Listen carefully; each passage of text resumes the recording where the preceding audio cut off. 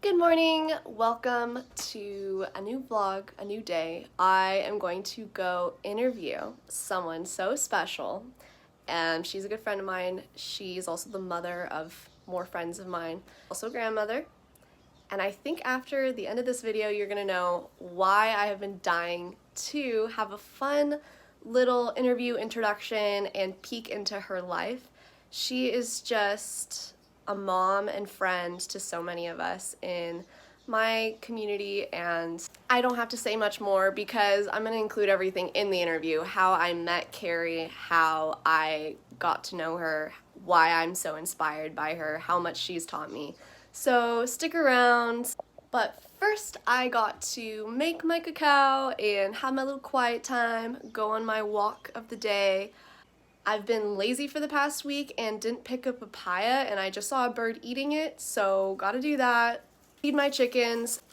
And ever since when my besties Julie got a neck injury from surfing/stress and my neck has been really sore, I'm freaking out, I have been doing these physical therapy neck exercises, and I'm not normally good about stretching in the morning, but I've been stretching every day because she kind of gave me a panic. I live a very active lifestyle, and I've been always told I should stretch every morning, so I just started doing that, and it's been amazing. And doing some physical therapy neck exercises just to be preventative for surfing, and I think that's all I gotta do, and then I'm gonna go. Okay, I swear this is not on purpose, but I just noticed that I'm wearing the t-shirt of our interviewee's son's business. It's Myers Surfboards. We're interviewing Carrie Myers today, but her son is Carson, and I love that he prints his shirts on sustainable and ethical blank tees. The brand is Stanley Stella, but it's an organic cotton, I think recycled polyester blend. Let's just check the tag.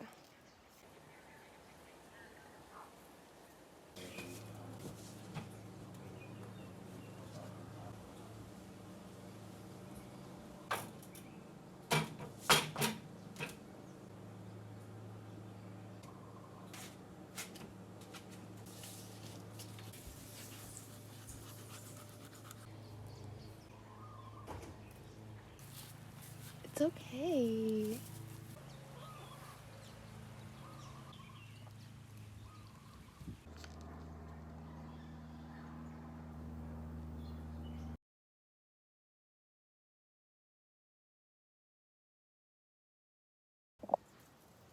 I got really inspired yesterday because for Riley and I's anniversary, we went and watched The Fall Guy, and we were obsessed with this movie, and Emily Blunt kept wearing these coveralls things, and she was very Aussie, so I'm inspired. I've also been wearing these puka shells since I went and visited my mom and grandma on Big Island every day. They were just on the side of the road. Well, it was kind of like a farmer's market, and very simple. The auntie was very proud of them and said she made them herself, so it's fun. I love chunky shells, and this is my Katori Life necklace that's made ethically out of recycled gold. I also will be packing this bad boy today because I'm interviewing Carrie, and she just moved and said I need to hurry my butt up because she's moving into a new house with her son. We'll introduce her kids too because she's super proud of them, and she should be because they're so cool. Anyways, she's really busy today. I feel bad, but she's so sweet to interview with me, and I'm really excited, so let's go.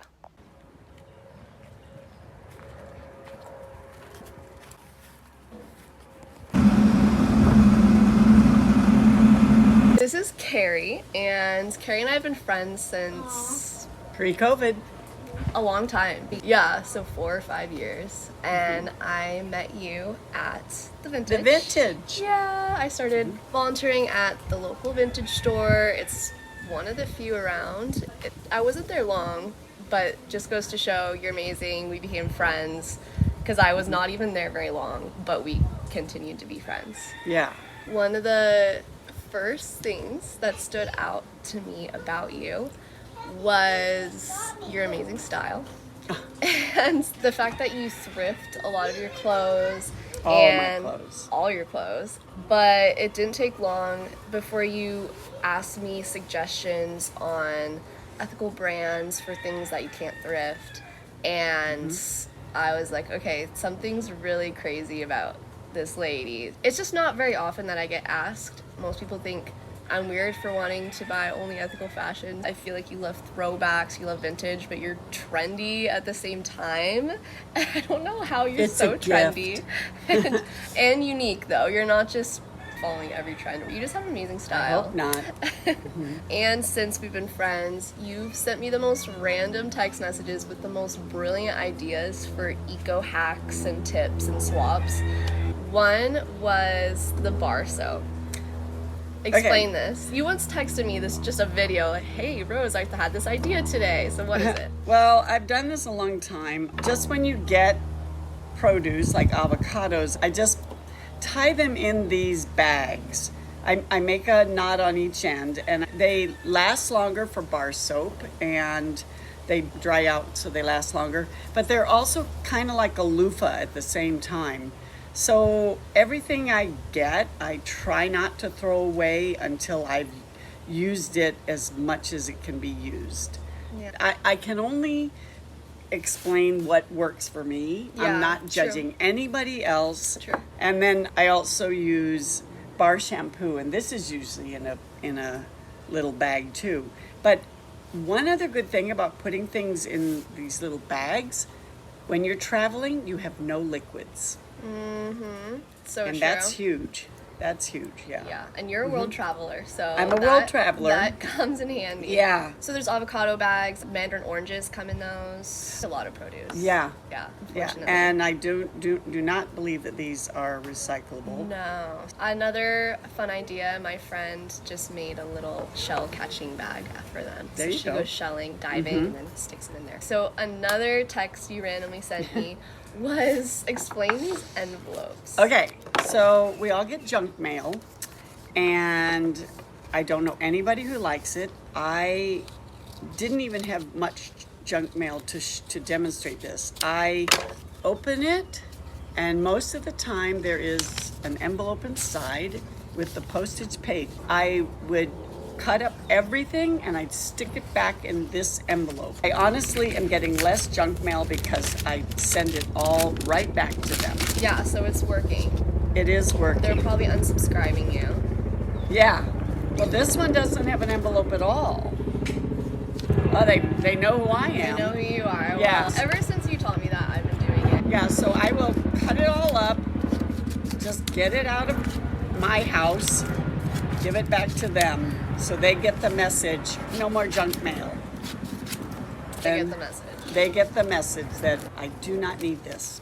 Some of these tips I've shared on social media, and I always try to credit you. I think I don't always, but I know you don't really care. I really don't care. Like I said, I'm doing my part. But people love the ideas, and people particularly love this one, especially Yeah. because it's also supporting the post office, because they get paid when someone actually uses that postage, Yes. the prepaid postage. Yes. They don't get paid until they scan it, so. If I really wanted to get the message across, I would invest in a stamp, but I'm not sure. Yeah. Only if Right. it's prepaid. Yeah. So back to the vintage store. Okay. How long have you been working there, and what is your favorite part about working there? I started there, I think, a little over 6 years ago. One of my favorite things, there's a lot of favorite things, but one of my favorite things is if someone's coming in and looking for something, I love to be able to help them with that hunt. I'm always trying to repurpose in their heads things. So if they're composting, I use an old ice bucket as a composter on the counter. It's a sealed container, and it's brilliant. just, I try to talk people into thinking out of the box, trying to make them think of another way to use something. I love to do that. I love to complete people's collections and add to it. Of course, I like the people. Yeah.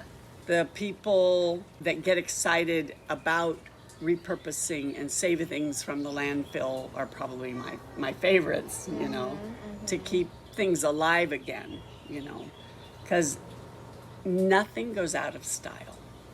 No. Nothing goes out of style. It's just how you use it and how you present it.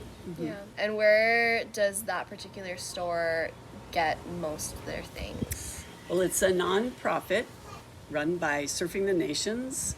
I just have the privilege of being in charge of that realm of it. I'd say 85 to 90% of the items are donated, and the money all stays local. Yeah. We have the largest food distribution in the state. We work with at-risk children, work with the homeless, a lot of different things. And so that's also a real good feeling that I'm not sending money into the corporate world. Yeah. And you've shown me items that you've thrifted yourself, not at the vintage store where you work, but at Salvo's or whatever thrift store, and you're always stoked on finding vintage stuff and maybe sometimes reselling it on your own, separate from the vintage. Yep. So how long would you say you've been thrift shopping, and what's one of your favorite thrifting tips? Well, one thing I really want to say about thrifting is it's really a fad to thrift. It's a thing to do. Oh, I thrifted this, I thrifted that.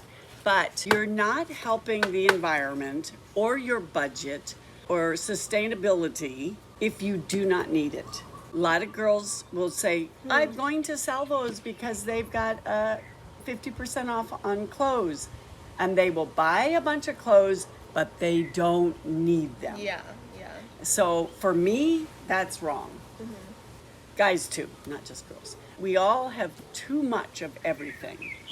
We're such consumers, and marketing loves that, but it's not really good. Plus, it's not good for your pocketbook. I'm glad you said that, because at first I'd say, well, you're not producing anything, it's not causing immediate pollution, but it kind of goes deeper. I agree. I'd say a lot of people are addicted to shopping. It definitely gives you a dopamine spike. And so when I first tried to be sustainable, I would just replace my need for that dopamine spike to go thrift shopping, which I think was fine as kind of a step away from buying from cheap stores. It's a great step, but maybe don't end there. I think the end goal is to become unaddicted to shopping. Yeah. And for me, I stayed in that stage of being addicted to shopping and just going thrifting all the time for so long because I thought it was the end goal. I'm really glad eventually years later I realized it's hard to live a sustainable lifestyle if you have a million things at home. Minimalism is actually a key part of it, and we need to learn to be happy with less and to shop less. So I'm glad I finally said, okay, on to the next stage of becoming a more sustainable consumer. I need to now unlearn my shopping habits and learn to live with less. So I'm glad you said that, because at first I was like, wait, why? But that's true. Years and years later, I'm glad that I've gone on to the next step of not just thrifting all the time for that dopamine spike, I'd say, for new stuff all the time. Yeah, it's really more fun not to look like anybody else. Yes. Yeah, that's a cool thing. And I've been known to, if somebody says I like that, I ask them, do you want it? And I will give them the shirt off my back after I wash it, because I still have plenty, and if they, what's it to me, Yeah. Also, I wanted to mention, if a non-ethical brand is donated to the vintage, I will sell it so it doesn't go in the landfill, but I will cut off the label so they can't say, oh, it's from or it's from I want to buy another, and they will try to find another like that one. So they won't know what it is. I've done that before, or if someone asks me where I got it from, I just say, it's thrifted, sorry. If it's from an unethical brand, I'm like, I don't know, it's just thrifted. Even though I know the brand, but I don't want them to go check that brand's website. Yeah. That's so funny. That's a great tip. How long have you been, not just living sustainably, but I just think it's more unique that you are very conscious of the clothes you wear. Being conscious of even what brands you buy from, being a conscious consumer, I think is even more special about you. And what would you say, how long would you say you've been buying ethical clothing and or thrifting only just in the clothing realm? Is that your whole life, or what kind of sparked it? I've never wanted to look like everybody else. You know, Personality thing. I never wanted to be the cookie cutter thing. And that was kind of a problem when I lived on Kauai. We had Macy's. Well, actually, it was Liberty House before. You could always tell everybody shopped at Liberty House because we didn't have the choices. There was not Amazon, there wasn't internet, Wow. so you could buy things online. If you could, it cost outrageous for shipping. So just because I didn't want to look like everybody else, I would modify clothes. Yeah. I would get clothes over there or garage sale and then tailor them to work. You know, I didn't like everybody wearing Roxy. Everybody looked the same. Yeah, that's honestly why I got so into thrifting and sewing. I was definitely into high fashion, but no one where I was going to school was into high fashion. They were a bit behind. There wasn't social media, internet. So there was internet, but people weren't on Pinterest yet. I would kind of recreate what the high fashion magazines were saying to do. And it's a personality thing, for sure. And I very often get comments on some of my social posts about being eco and reusing, reducing, recycling. And they'll say, my parents have been doing that my whole life because we were broke growing up, which I think is kind of funny. It's still, they're not, I don't know what their point is. I feel like they're trying to be mean, but I'm like, okay, that's awesome, you know? But what would be your response to that? Do you think that's somewhat a motivator, is saving money for you? I also was raised with not having to have the latest, fanciest thing. And mom, she didn't live in a trailer park. I mean, she had the means to always buy us new. Okay, yeah. But she trained us. New isn't always the best thing. She taught me a lot about buying quality.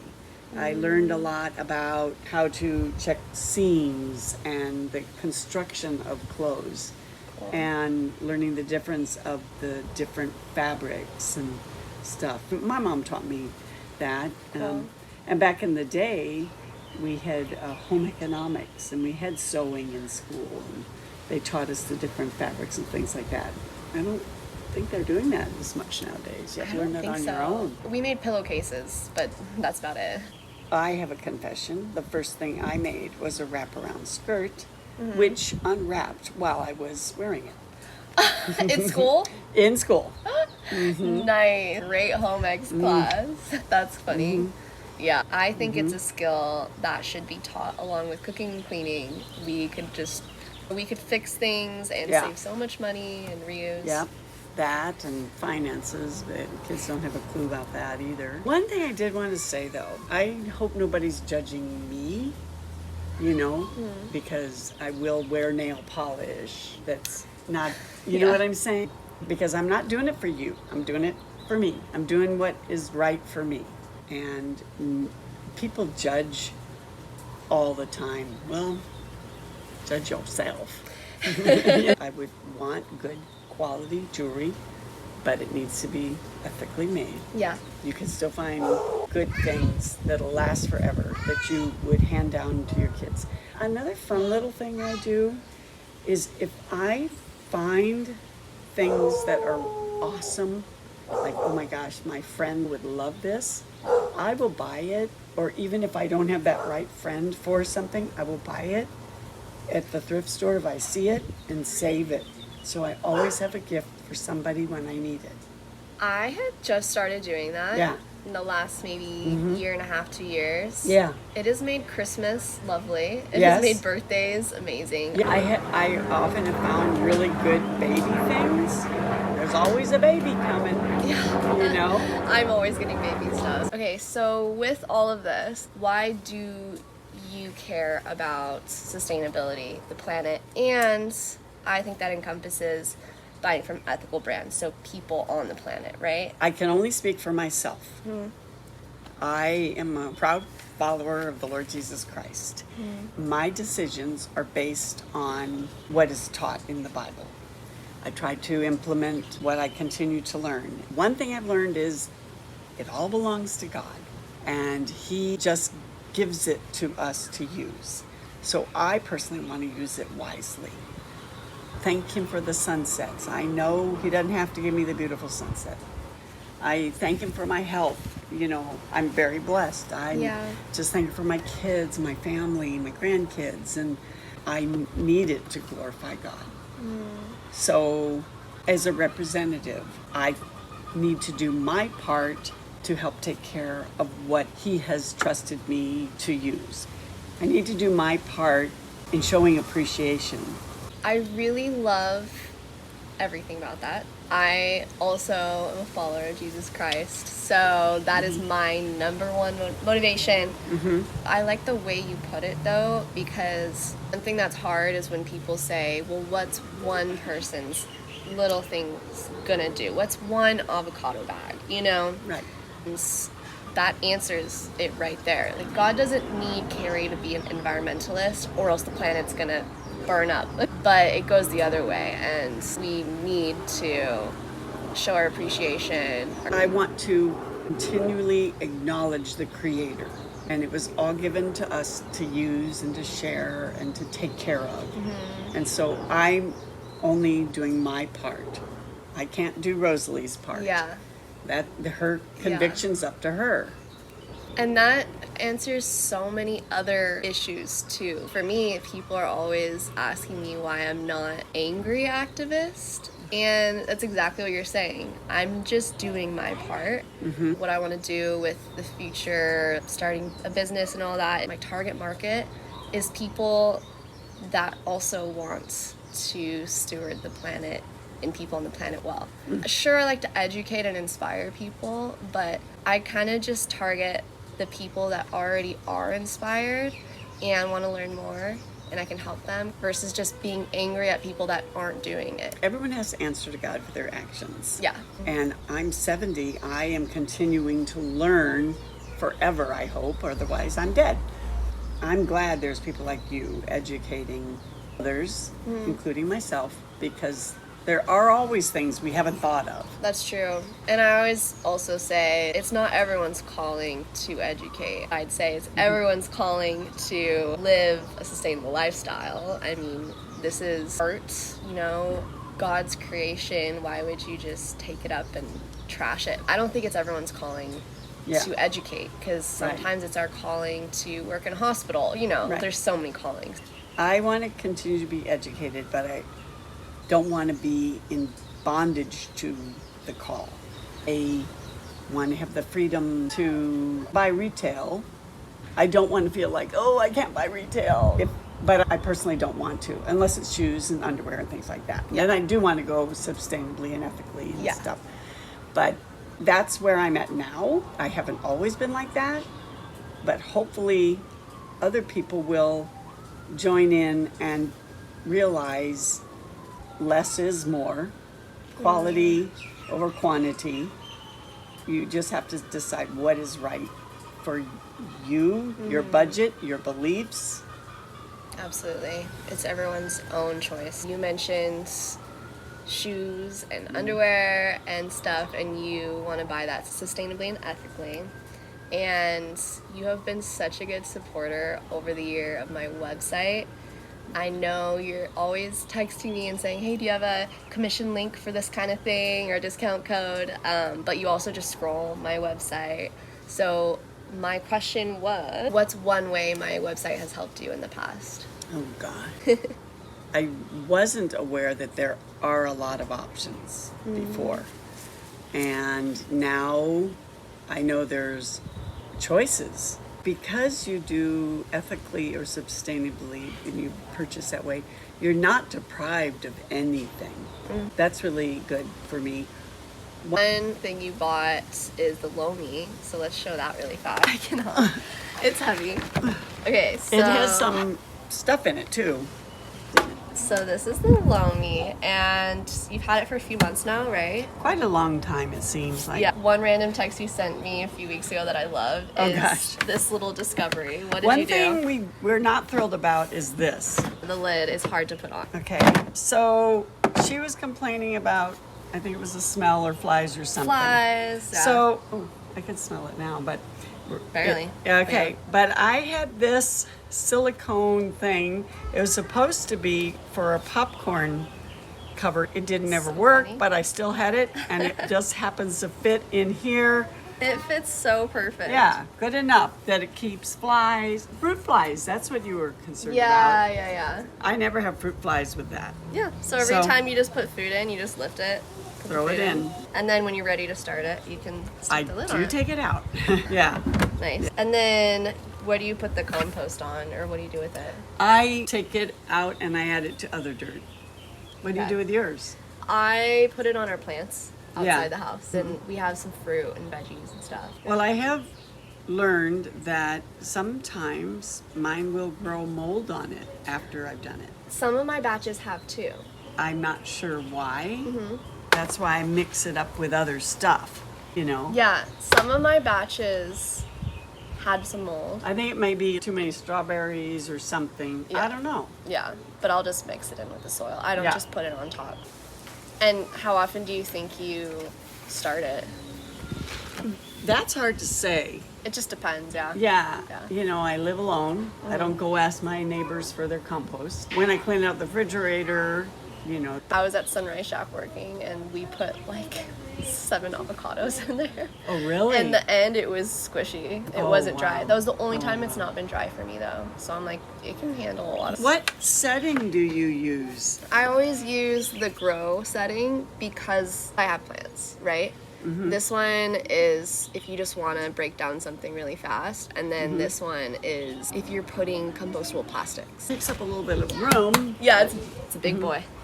So another really cool thing you do is the hydroponics. What's it called? Aquaponics. Okay, wait. What's the difference of hydroponics and aquaponics? Hydroponics was very popular in my younger years. You can grow indoors with light. This has got a tank underneath, the water tank know what you're underneath saying. that has fish in it.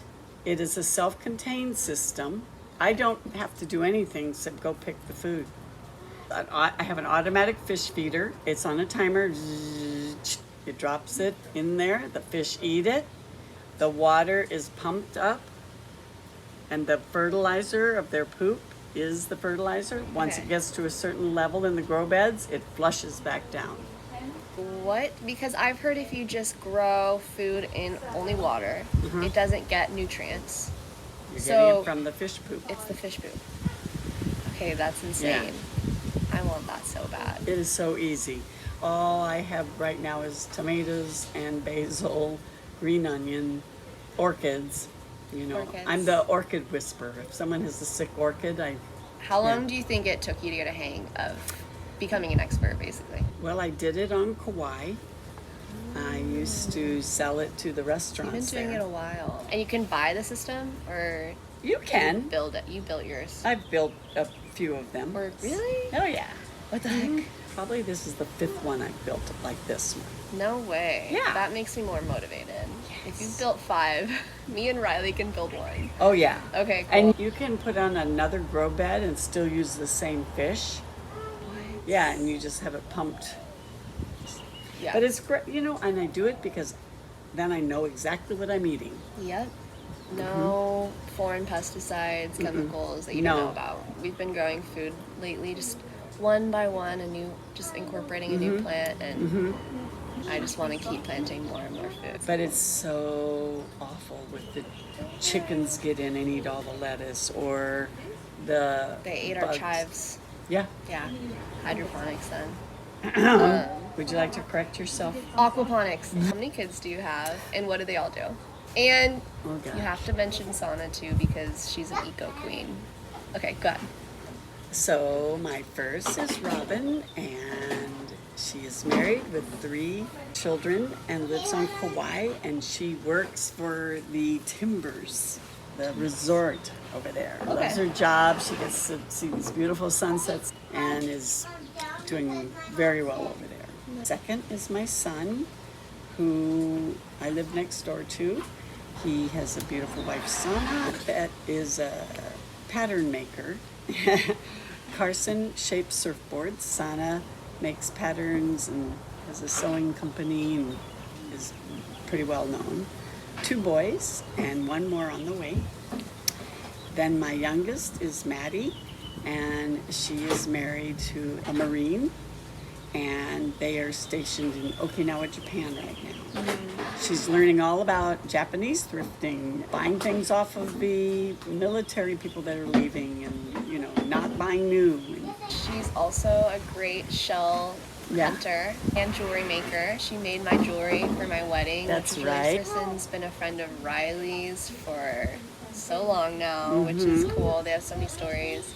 I need to get to know Robin better. But speaking of sewing, you do some sewing, right? I do. Kristen has just bought a old home, and then I'm building a tiny home on the same property. In my tiny home, I will have a designated sewing area because I don't have enough room where I'm presently living. Because when I'm inspired, I got to go sew right. I'm kind of the same way, or else it's never going to happen. Yeah. And I've always got too many projects. Maddie says I'm not allowed to start any more projects until I catch up on some of them. The life of every sewer. Yeah. Yeah. So you're going to have a designated sewing area in your tiny, which is crazy. And you said that you guys are remodeling a 1920s house right now. It was built in 1929. So sick. Many people considered it to be a teardown, and we're like, it's so cute. It's got good bones. Good for we're you going to guys. bring it back to its glory as much as we can. This one came up all by itself, and I'm just leaving it in here. Oh, is that tomato? Yeah. Oh yeah. Look at all the that an heirloom? blossoms. It's okay. This is good timing. So, see, the water level is real high. Yeah. In just a minute, all that's going to drop down. Fishies. Hi, fishies. Why is it going to drop down? Because it gets too high. So this thing here. Oh, see, I have so many that are just falling off. I'm just starting it. It's dropping down. So it goes back. It's all dropping out. Wow. Meanwhile, it doesn't smell bad. It Oh, smells no. amazing. put your hand on here. So that is the water pump right there. Okay. And it is pumping back up into here. Like I said, I'm really far behind on maintenance. So this is just a filter. It's catching fish poop and stuff in here. What? Yeah. No And way. so the water is being pumped and it'll go back down into here and go back through there. Okay? Okay. And once And that's filled with nutrients. The nutrients. grow bed, yeah, this is all nutrients. And see it's coming back in Yeah. here. So, Ooh. yeah. But like all these tomatoes, that's about all I got right now. Look at this. I am so far behind. I never even took them. I bought this, and I never put it in the system properly. It's just still in the It's just sitting pot. there. Yeah, in the pot. You have another one? Yeah.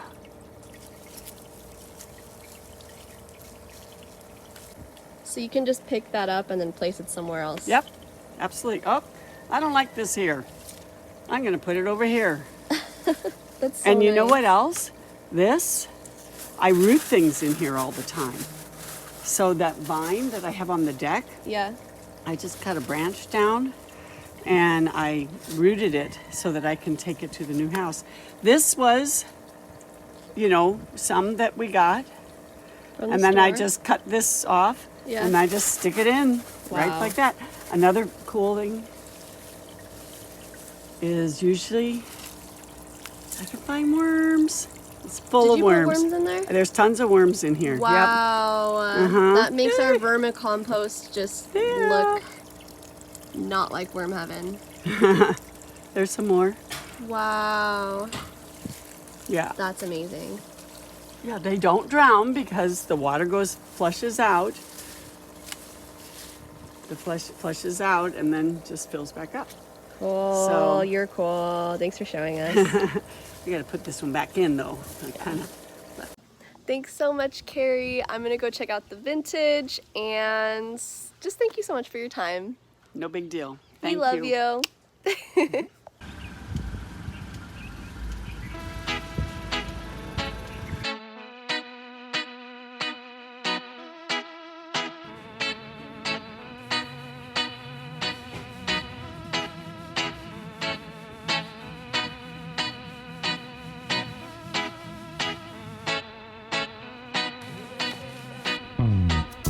I got some of this sewing supplies because it's so cheap.